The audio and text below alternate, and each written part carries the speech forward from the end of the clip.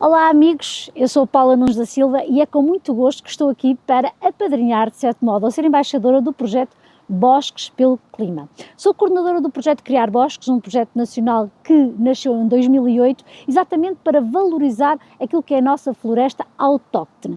E casa muito bem exatamente este projeto Bosques pelo Clima com este projeto que é o Criar Bosques. Os Bosques pelo Clima é um projeto mais localizado na Póvoa de Varzim que evidencia a importância dos bosques naquilo que é transição climática, criação de biodiversidade, aumenta a fertilidade do solo, faz a regulação do ciclo hidrológico e, no fundo, é a sustentação da nossa vida, porque toda a ação do homem depende também daqueles que são os nossos recursos naturais. Póvoa de Varzim é um concelho que é pioneiro nesta ideia de torná-lo mais florestal, mais biodiverso, mais preparado e resiliente para também estarmos preparados para aquilo que são as alterações climáticas. E é por isso que eu abraço com muito gosto este projeto e estejam atentos às próximas ações e desenvolvimentos e por isso espero vê-los por lá. Acompanhem-nos!